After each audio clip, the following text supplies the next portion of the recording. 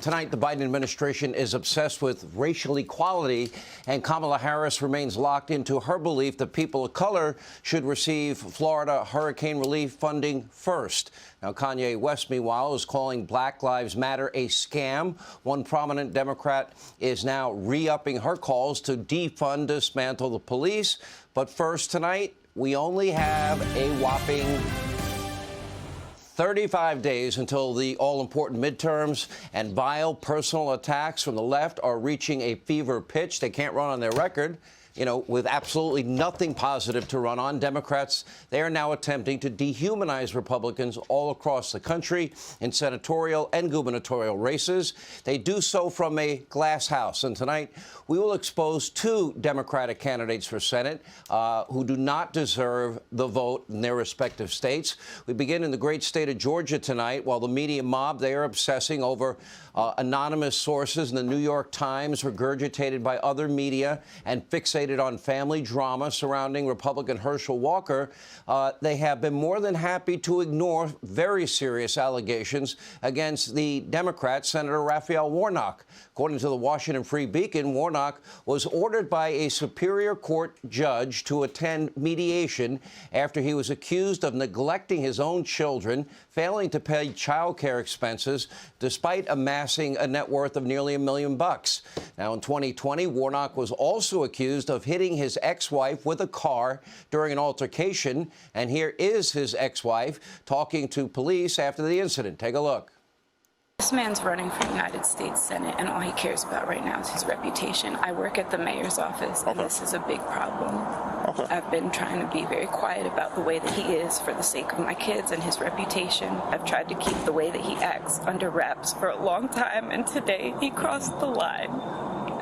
So that is what is going on here, and he's a great actor. He is phenomenal at putting on a really good show.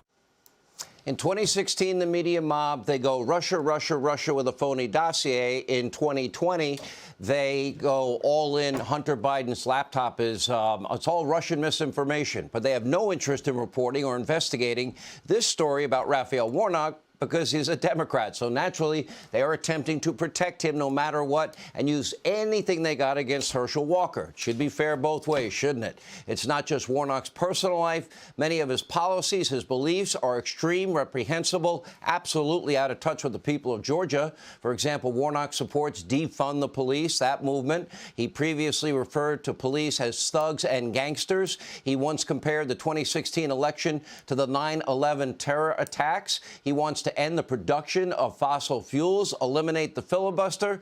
He went for the trifecta, praising Louis Farrakhan, Jeremiah Wright, and Fidel Castro. He wants critical race theory taught in public schools, and Senator Warnock also demanded that America repent for its whiteness and claimed that soldiers cannot serve God and the military.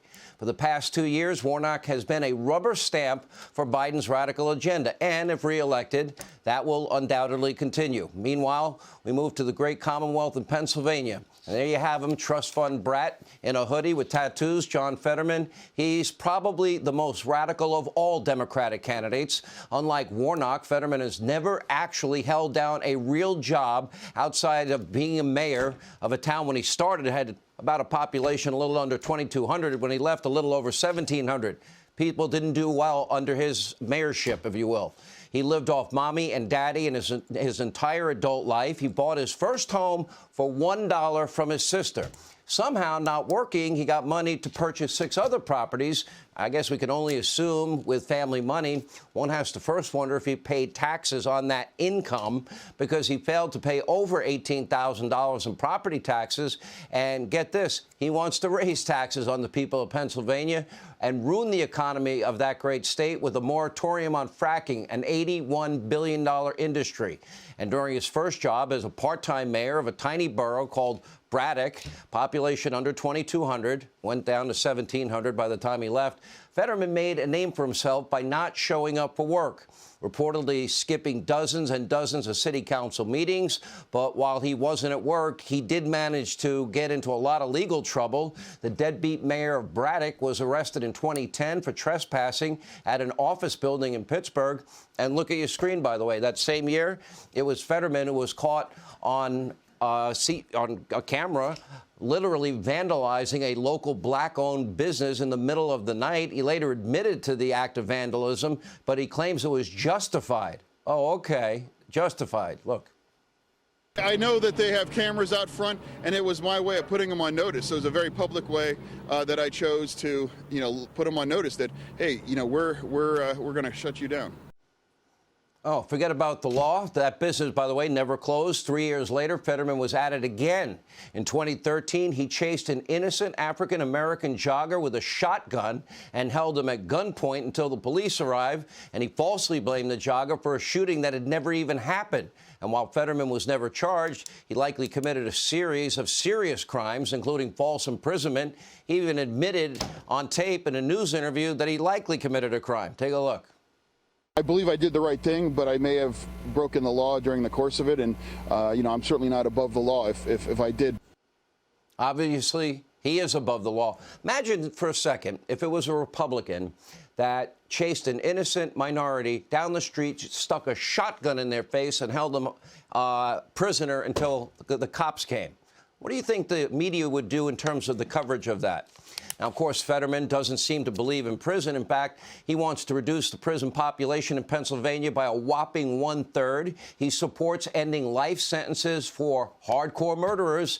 And if successful, Fetterman will put violent first and second-degree murderers back on the street, because as lieutenant governor, he voted to free multiple violent felons, including one gang member who viciously murdered a high school student by beating him with a baseball bat and then shooting him in the back. And then Fetterman wanted to put that murderer back on the streets because he believed the convicted killer had rehabilitated himself in prison.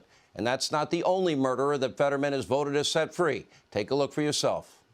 News reports show he shot and killed a teenager in cold blood for money to buy heroin. Against the concerns of the victim's family, John Fetterman voted to set him free. As crime rages, John Fetterman wants to take his radical voting record to the Senate. Pennsylvania can't afford Fetterman. Now, if elected to the U.S. Senate, Fetterman will do anything and everything in his power to make you and your neighborhood less safe. And not only does he want to free violent felons and murderers, but he also supports legalization of hard drugs like heroin and others. He wants taxpayer-funded, for all of you in Pennsylvania, he wants you to pay for safe shooting zones for hard drugs.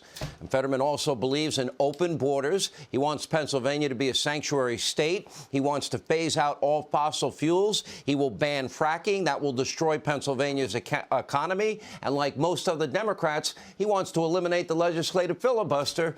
And while Fetterman wants violent felons roaming free, he's vowing to lock up business owners and energy company CEOs that he doesn't like. Wow, that's a pretty twisted way of thinking about criminal justice. So the trust fund brat in a hoodie with tattoos also stated that he doesn't want any support from anyone who voted for Trump or holds opposing beliefs. Make no mistake, Pennsylvania, spread the word. Make sure every Pennsylvanian knows this guy's record. Then if you want to vote for him, have at it. You'll get the government you deserve.